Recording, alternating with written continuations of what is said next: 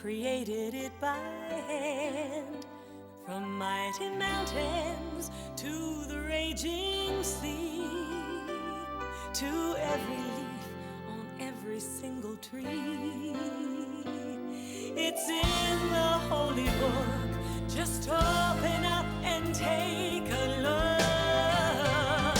It's a story for young and old, the greatest story ever told. So lend an ear and you will hear the greatest story. The greatest story.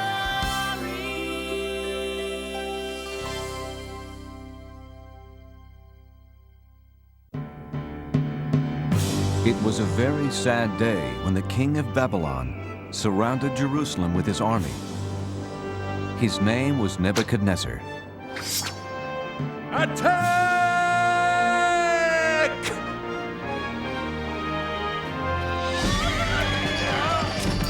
The king and his army stole things that belonged to God. Then they destroyed his temple. The king then ordered that the stolen things be taken back to Babylon, but that was not all he stole. Ashpenaz, take the brightest young men in Jerusalem.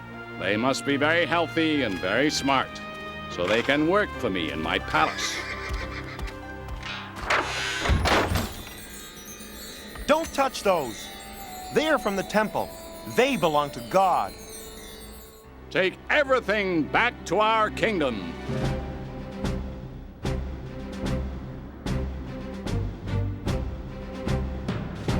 So the holy cups and plates belonging to God and Jerusalem's finest young men were carried hundreds of miles away to Babylon.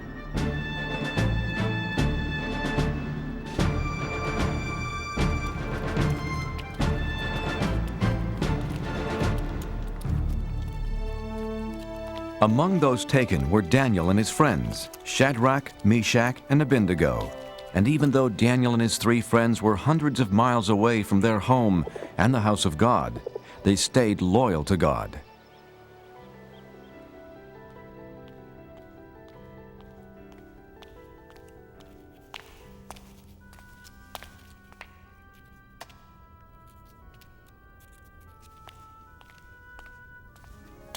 Are you studying hard? This is impossible. We'll never learn to read and write your language. God was with Daniel and his friends.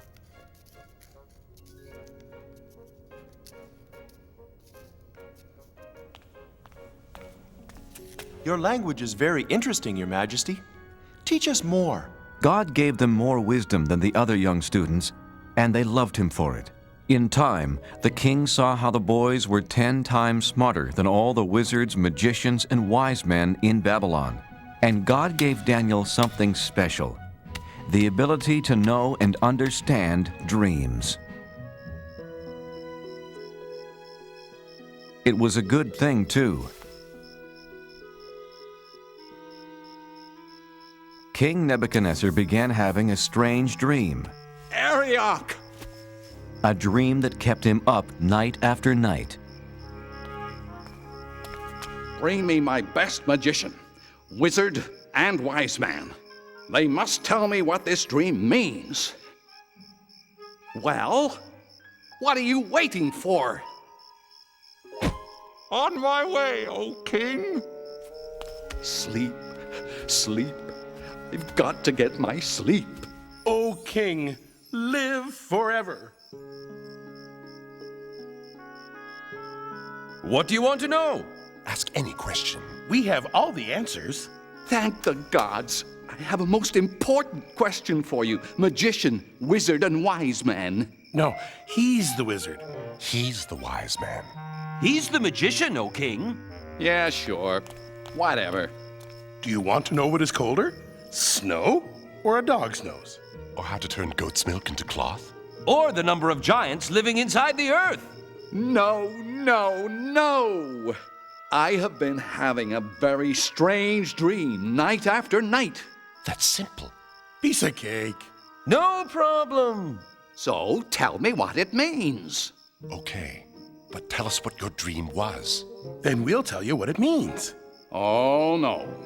If you are so smart, first tell me what I dreamed, then tell me what it means. You want us to tell you what you already know? Then tell you what you don't know? But you'll know if we know what you already know? Yes, yes, yes. I knew you were smart. Are you kidding? No way. Forget it. Tell me what I dreamed right now, or I'll punish all of you. But no one on earth can do such a thing. Only the gods can tell you that. And they don't live on Earth. That's it. Now I'm mad. I'll not only punish the three of you, but Ariok! Get rid of all the wizards, magicians, and wise men in Babylon! Well, what are you waiting for? On my way, O king. Arioch went to Daniel's house. He told him about the king's order to punish every wise man in Babylon. Wait, Arioch. Please, don't harm anyone tonight. Daniel, you're my friend. I'll wait, but only until tomorrow morning.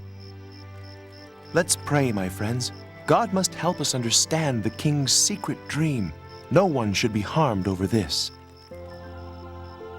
Wake up, Daniel. I've come to explain the king's secret dream to you. Thank you, God. Oh, king, there's someone here to tell you what your dream means. Impossible. Who could be smarter than my wizard, magician, and wise man? One of the captives from Judah. You can tell me about my dream? No, not I. Is this some joke, Arioch? But God in heaven can explain all secret things.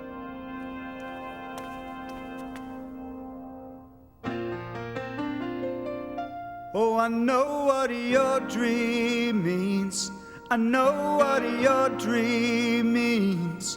God has told me to pass the word about what I've seen and what I've heard. It's a simple message, sir, with a truly holy theme. Oh, I know what your dream means.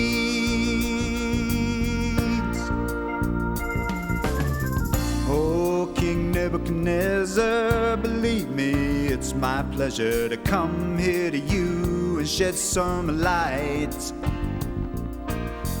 I've been praying to God, and this may sound awfully odd, but I understand the dream you had last night. Saw a statue with a head of gold. He was bronze and iron with big clay toes, symbolizing kingdoms of this earth. The golden face that I saw shining means down here you're the number one king. I'm giving you the facts for all they're worth. Oh, I know what your dream means. Oh, I know what your dream means. God has told me to pass the word about what I've seen and what I heard. It's a simple message, sir, with a truly holy theme. Oh, I know what your dream means. Now the rock that rolled on down and brought the statue to the ground shows that earthly kingdoms soon will pass. Yeah, the interpretation is that out of all the nations, God's is the kingdom that will last. Oh, I know what your dream means. Oh, I know what your dream means. God has told me to pass the word about what I've seen and what I've heard. It's a simple message, sir, with a truly holy theme. Oh, I know what your dream means. Oh, I know what your dream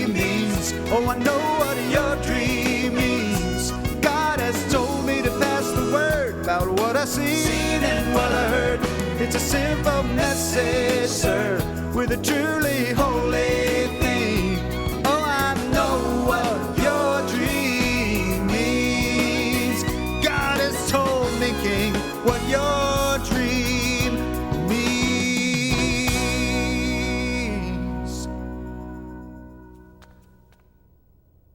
Exactly right. You are smarter than all of my wizards, magicians, and wise men put together. Not me, sire. God told me this secret. Not because I'm greater than anyone else, but so you can know what it means. But what does it mean? You're king for now, but neither you nor your kingdom will last forever. But God's kingdom will last forever. Your God is the God of gods, the King of all kings. Your God tells people things they can't possibly know. You deserve a reward. From this moment on, you will rule over Babylon for me and be in charge of all my wise men. O king, I beg you, do not punish them. Of course, anything you ask. What was your name again? Daniel, if I am to rule, I need help. I have 3 wise friends. Make Shadrach, Meshach, and Abednego leaders of Babylon as well. It shall be done, Daniel. Many years passed, and after King Nebuchadnezzar left the throne, his son Belshazzar became king. Daniel stayed in Babylon, and every day, 3 times a day, he faced Jerusalem and prayed to God.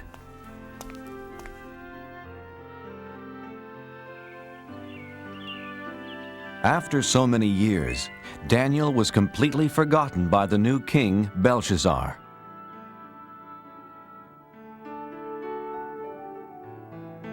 One night, King Belshazzar had a big party. The foolish king used cups and plates stolen from the house of God. Is everyone having fun? By drinking from the stolen cups, he dishonored God. He only believed in false gods made from gold, silver, bronze, iron, wood, and stone. Let us thank the gods for this wonderful party.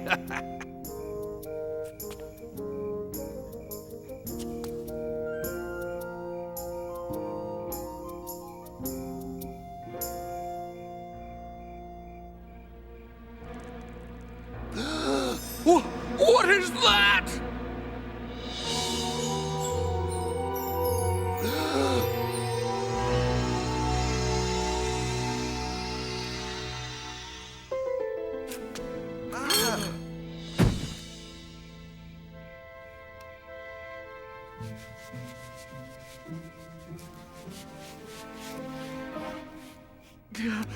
Wizards, magicians, wise men, come here, quickly! What does it say? Read it to me.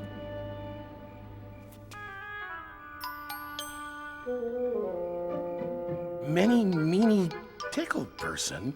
Many, meany, tickle person. Tell you what, anyone who can read those words gets a gold chain. Eeny, meeny, tackle, parsnip. Eeny, meeny, tackle, parsnip. Eeny, meeny, tackle, parsnip. How about this? A fine purple robe fit for a king. I'll even make you 3rd highest ruler in my kingdom.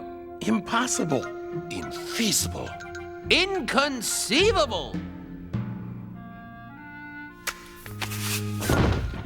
Is there no one in my kingdom who can read these strange words? I know of someone, my son. Tell me, Mother, who is it? In the days of your father, this man had wisdom like the gods. Call for Daniel. Are you Daniel, the one who believes in the God who created heaven and earth? Look, the gold chain, the purple robe, and 3rd highest ruler in the kingdom. Everything is yours if you can read these words. King Belshazzar, keep your gifts or give them to someone else. Oh, Then you can't read it either. But I can. And I will tell you what it says. Your father was so proud and stubborn he lost his kingdom. God rules over everything on earth, and he decides who will be king. You know all this, but you aren't sorry for the terrible things you've done.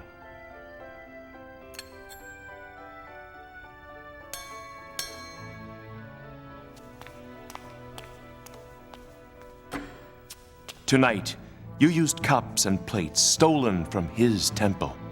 You have dishonored God. God himself sent the hand that wrote these words, Mene. God has counted the days until your kingdom will end. Tikal, you are not good enough to be king any longer. Upharsin, your kingdom will be given to some other people. Daniel, I know you speak the truth. King Belshazzar kept his promise and gave Daniel the purple robes and golden chain and made him the third highest ruler in the land. What Daniel said did come true that very night.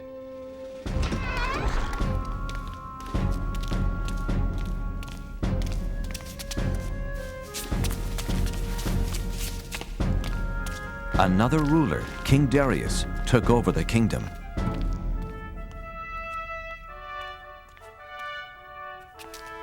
The new king picked 3 men to rule the kingdom, and since God had made Daniel very wise, Daniel was one of the 3.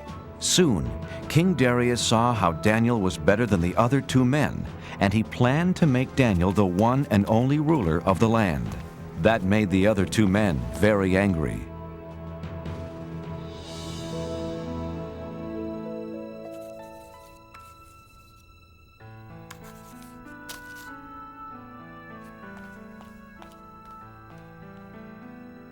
The 2 mean wise men wanted to make Daniel look bad.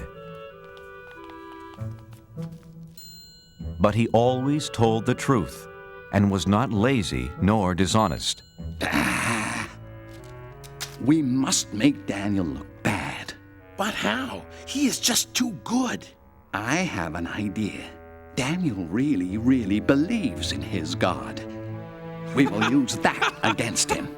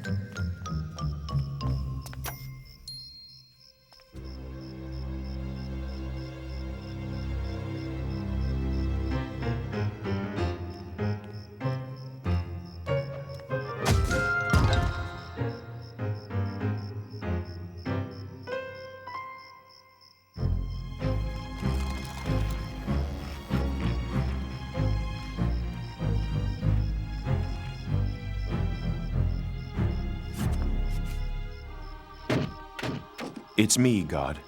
Daniel. I was right. Daniel faces Jerusalem and prays to his God 3 times a day. This plan will work. I can't wait to tell the king. Hey, it's my plan. I'll tell the king. Not if I get to him first. Why, you...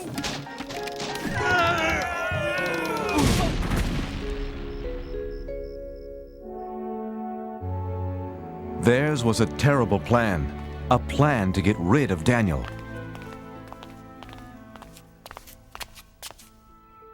Oh, King Darius, you have many enemies. And we know how to find them. For 30 days, let's have a holiday throughout the kingdom.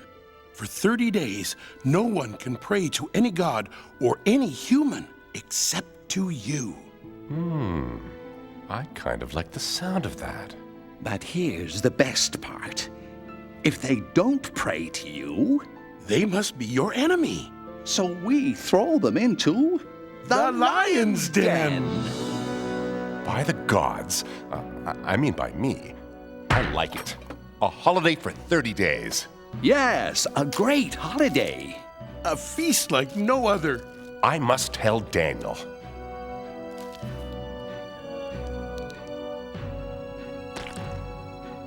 It's a wonderful new law. Daniel heard about the new law, but he was still loyal to God. He's breaking the king's new law. My plan worked. Daniel is praying to his God. Let's throw him into the lion's den. Wait, it wasn't your plan. It was my plan. Was not. I'm much wiser than you.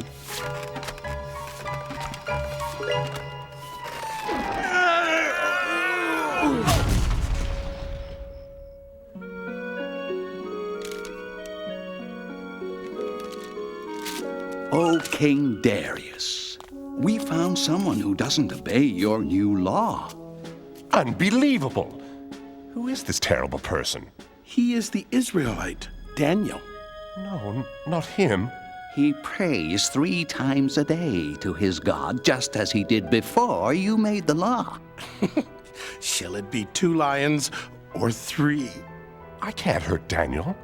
He's a trusted advisor and, more importantly, my friend. But King Darius, as you know...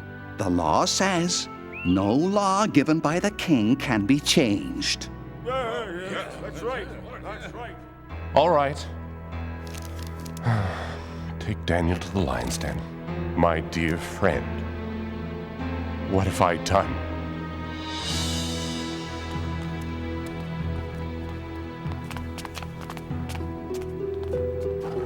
I'm sorry, Daniel. I don't want to do this. You have always been loyal to your God. Maybe he will save you from the lions. Don't worry. I won't be alone down there.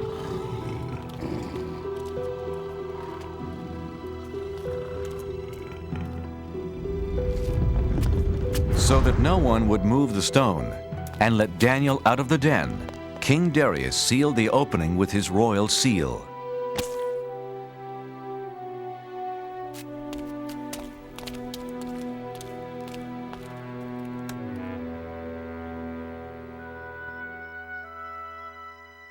King Darius could not sleep that night.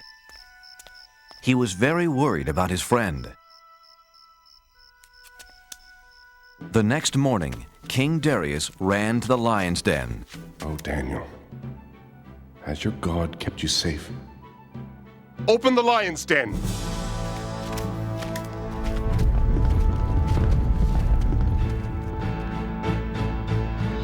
But there was nothing to fear. You're up early, King Darius. Daniel was safe and sound.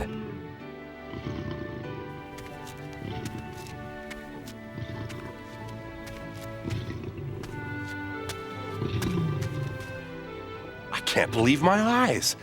You're okay. When the lions attacked, God saved me. He sent an angel to close their mouths. The lions didn't hurt me. Because God knew I hadn't done anything wrong. And I haven't done anything wrong to you, O King. Daniel, I'm so happy. And you call yourselves wise men? Take them away. That was a terrible plan. Don't look at me, it was your big idea. Was not. Was too. King Darius wrote a letter to everyone in the world. Peace and happiness to all.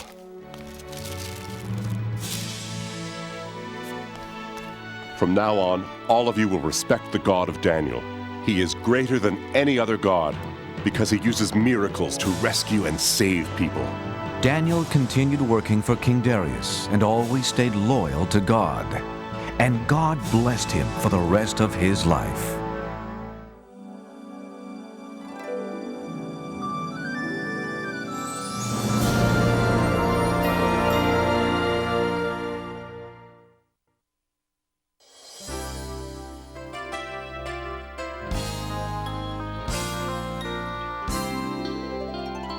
Do you know how the world began?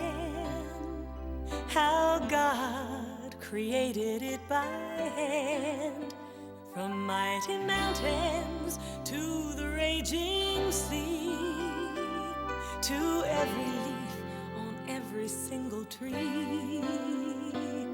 It's in the holy book. Just open up and take a look. It's a story for young and old, the greatest story ever told. So lend an ear and you will hear the greatest story. The greatest story.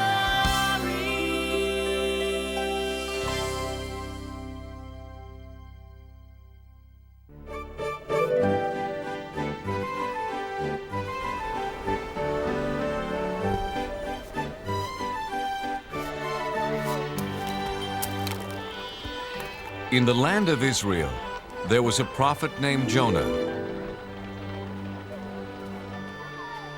A prophet taught other people about God and his love. Jonah told his friends and neighbors that God loved all people. And like God, Jonah tried to love all people and all creatures.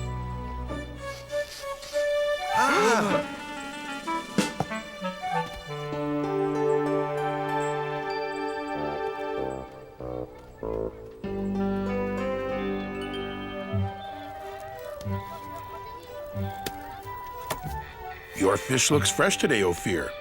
Yes, Jonah, the freshest you will ever meet or eat. You know how much I love eating fish. And I'll take a bag of peanuts. I see someone just as hungry as I am.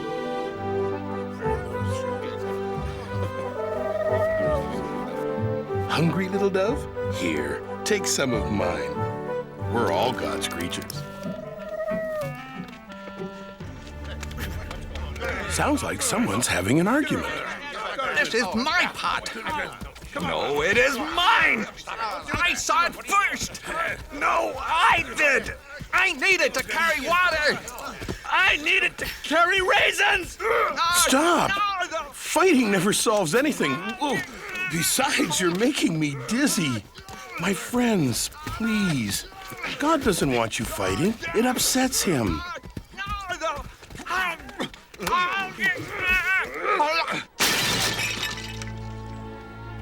Now neither of you gets the pot. You were acting badly, just like someone from the city of Nineveh. Do you want God to think we act like the Ninevites? No! No, Jonah. Sorry, Jonah. The Ninevites are enemies of our people. I heard they stole a boat full of fish. Come on. Yes, they are thieves. Yes, they are very bad people. See what happens when you fight. From now on, we will act like Israelites and not be bad like the Ninevites. So Jonah had a very important job. He taught people about God's laws. There came a day when God had an even bigger job for Jonah.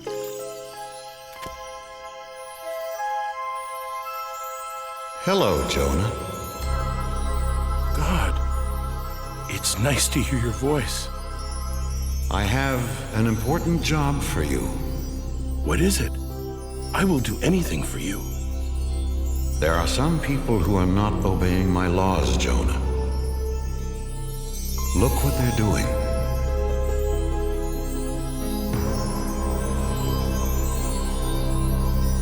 The people of Nineveh steal. They are not kind to each other. The children of Nineveh do not take care of older people.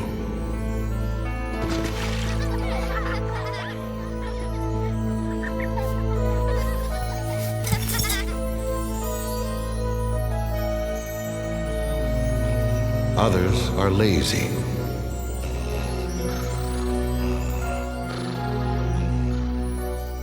And their king pretends not to see the problems. He only cares about eating all day and wearing fancy clothes. Yes, the Ninevites are bad. Send a flood or an earthquake to punish them. No, they are bad because they don't know about me. No one has taught them my laws. Jonah, your job is to go to Nineveh and tell them about me. Me? Go to Nineveh? I can't. Please give me some other job. Tell them of my love. But they are the enemies of my friends and neighbors. You must go, Jonah, right now. In 40 days, I will punish them for being bad. But if you're going to punish them, why should I go tell them about you at all? I don't understand. The Ninevites should be punished for being bad. But what if I tell them all about God and they change? Then maybe God won't punish them. I can't do something to help my enemies. Jonah was so confused, he asked his friends what he should do. You know, it's funny, Jonah. Usually, we come to you with questions. This time, I want to know what you think. How can I preach to the enemies of the Israelites? Simple. You can't. Ophir is right, Jonah. Don't go there. Don't tell them about God. You do have a problem, Jonah. If you don't preach to them, you disobey God. If you do preach to them, you'll disappoint all your friends. Nobody said being a prophet was easy, Ophir. Wait, I know. I'll just hide from God. Sure, but where can you hide from God? Why, in your store, of course. I know my plan will work, Ophir. If I hide here for 40 days, then God will punish the Ninevites and no one will be mad at me. You call this a hiding place? Here, let me help you. Ophir, you don't have to go to that much trouble. Look, if you're going to hide from God, you've got to do it right.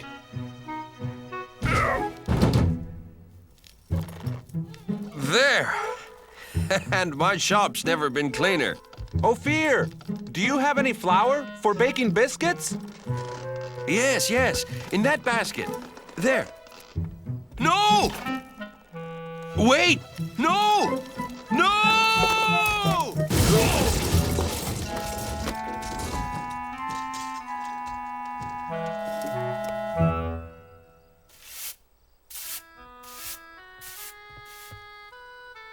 Now that everything's cleaned up, goodbye, Ophir. What? But Jonah, why are you leaving? I'm in the way, and I can't hide from God here in Israel. It's the first place he'd look for me. So where will you go? As far away from Nineveh as I can. I'll travel to the other side of the world, to a city called Tarshish. God will never find me there. We'll miss you, Jonah. Thank you. I have a very lonely trip ahead of me because God will not be with me. So Jonah traveled as far away as he could to run away from God. First, he walked across dry deserts. Then he climbed high mountains.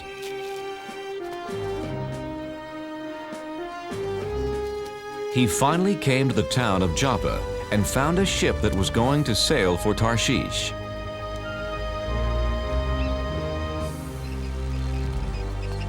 Captain, my name is Jonah. Can I sail with you to Tarshish? Sorry, Jonah.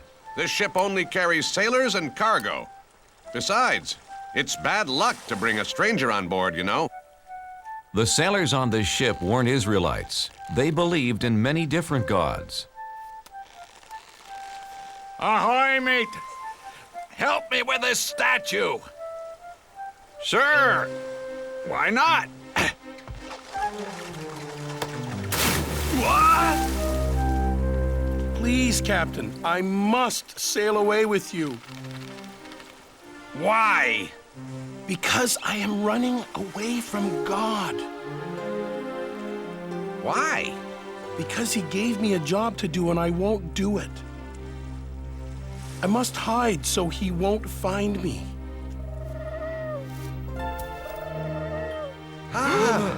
Did you see that? A dove. He flew right to Jonah. A dove is a sign of good luck, Captain. Very good luck. With Jonah on board, we will have safe passage. They're right. Welcome aboard, Jonah.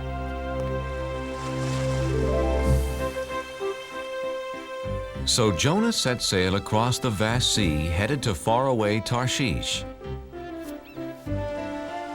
Jonah saw that the sailors didn't pray to God.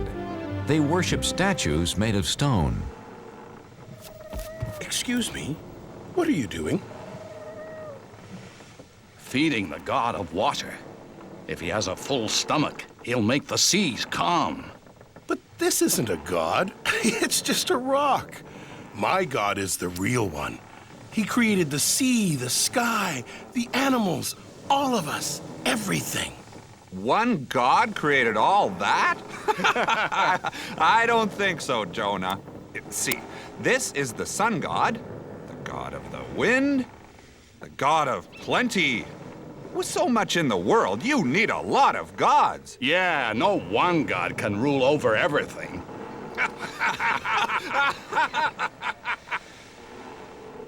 Yes, God does. He is the one and only God. Well then, if he is so wonderful, why are you running away from him? He wants me to go to Nineveh and tell them about him. But they are the enemies of my people, and we'd be better off without them.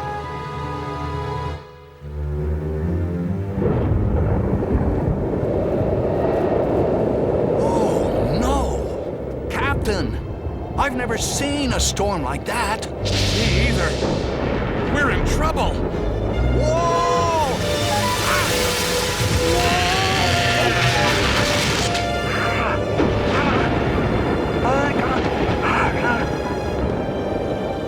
Take down the sails!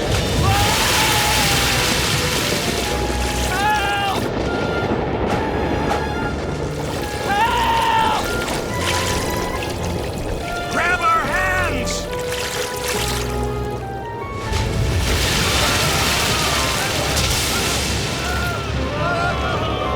Men! The ship is sinking! Help me toss the cargo overboard!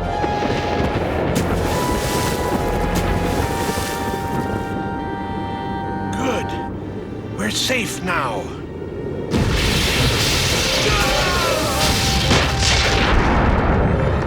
No! Nothing can save our ship. Wait! What about the gods? Quick, everyone pray to the gods! The sailors prayed to their gods, but the storm just grew stronger. Someone has brought our ship bad luck. Very bad luck. We must find out who it is. Let's throw lots. Then we'll know who brought this storm. The captain and his crew, being superstitious, believed that pieces of wood and bone would tell them who brought bad luck to their ship. There! The lots point to the man who brought us bad luck. It's Jonah! Where did you come from? And who are your people? I am an Israelite, and I worship the God of heaven. I'm running away from him. And he has found you. Jonah, what can we do? How do we make the storm go away? Throw me overboard. You must save yourselves. Please, Captain. We have no choice. We must throw Jonah into the sea. His God is more powerful than any of our gods. Jonah, I'm sorry. We've done everything we could do. I know, Captain. It's not your fault. I made God angry. It's me, not you, who should be punished. God of the Israelites, we're sorry for having to throw Jonah into the sea.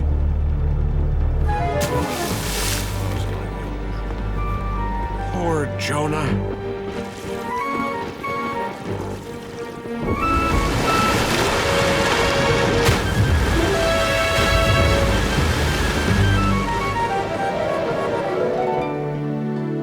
May your God forgive you, Jonah. Jonah found himself in the whale's belly. Now he was really alone. God, I'm sorry for trying to hide from you. Do you hear me, God? Jonah prayed to God for 3 days and 3 nights.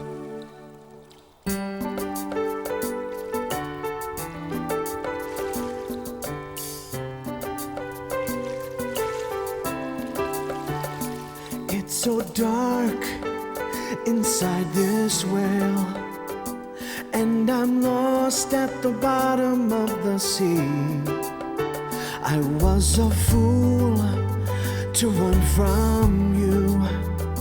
Now I know just what you want from me. In the belly of a whale, one day has gone by.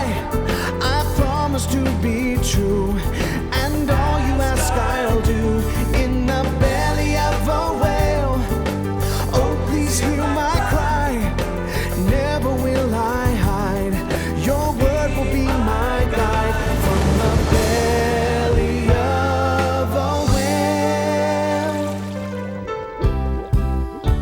what can I do to thank you, Lord? What offer can I make? Look in my heart and you will find my life is yours to take. In the belly of a whale, 2 days have gone by. I promise to be true, and all you ask I'll do. In the belly of a whale, can you hear my cry? Never will I hide.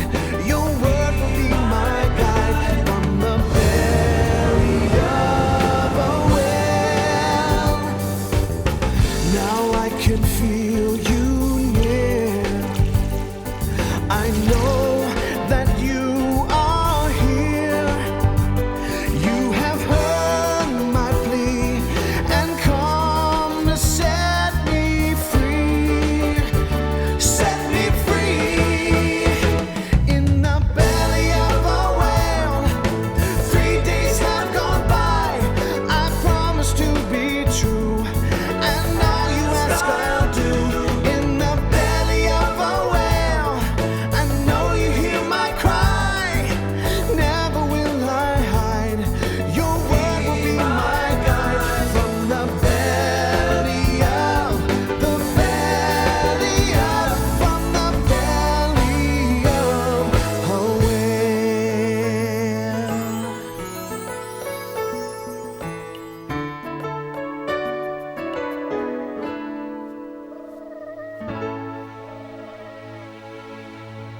After that, Jonah was no longer alone. Hello, Jonah. Oh, God. I'm so glad that you're here with me. You tried to hide from me. Oh, yes. And I now know that was really, really wrong. Jonah, you have learned your lesson. Come on, let's get you out of here.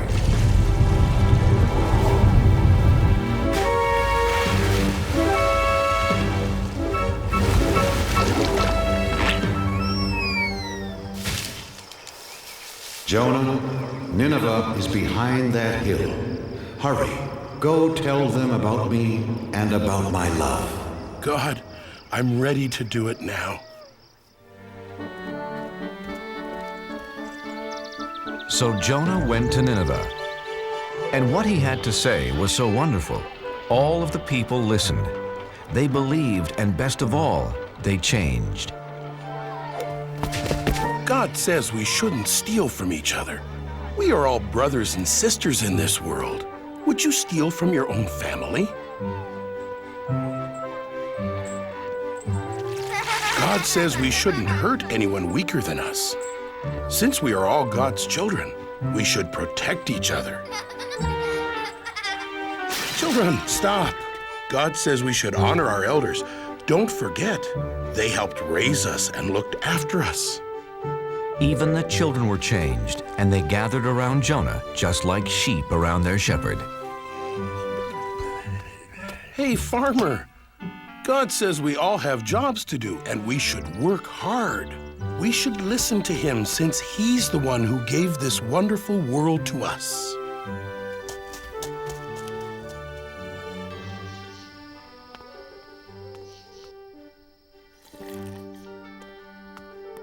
O King of the Ninevites, this is no way to lead your people. God tells us to care for one another. Ha! Why should I care what your God thinks? Because he is going to punish everyone in this city for being bad. Nineveh will be like this grape. Please believe me, King of the Ninevites. I was sent by the one and the only God. You only have a few days. I do believe you, Jonah. Then know his love and obey his laws. That's all he wants. Jonah told the king all about God's laws. My people, people of Nineveh, hear me. For 1 week, all of us must fast. No one will eat anything for 7 days, and all of us will wear rags. If we do this, we will show Jonah's God how sorry we are for acting so badly. After Jonah told the Ninevites about God and his laws, they changed their ways. Jonah then left the city. He sat on a hill above Nineveh to watch God punish them.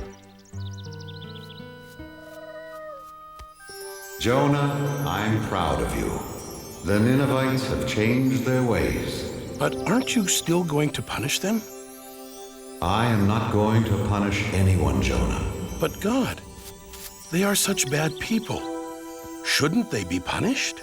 They have heard my voice through you, Jonah, and have changed their hearts. I love them as I love the Israelites, as I love all people. I was afraid of this. I saved the enemies of my people. Go home, Jonah. It will be okay. No, wait! Please, God. I am more confused than ever. Jonah didn't know what to do, where to go. He just started walking into the desert. Unfortunately, the desert was hot and he didn't have any food.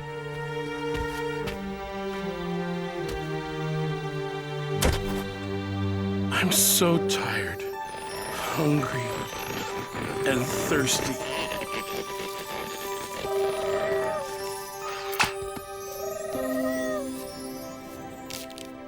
Thank you, God. Thank you for this plant and for saving me. The next morning, the plant was dead, and Jonah was mad. He was mad because God let a worm destroy the plant. Jonah, why are you angry? You let this wonderful plant die that gave me food and shelter, like you took away my hope yesterday when you didn't punish the Ninevites. You're mad because the plant is dead.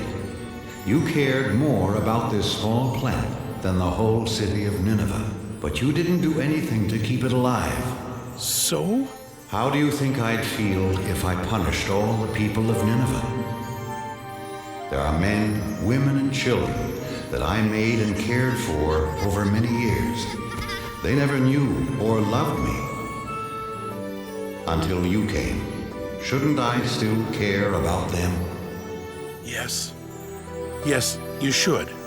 Go home and tell your friends about Nineveh and the plant.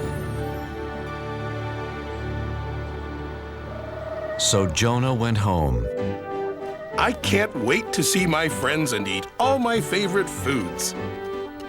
Except for one food. It's going to be a long time before I eat fish again. Jonah was accepted back by his friends, and he spent the rest of his life teaching about God's laws, and especially about God's love.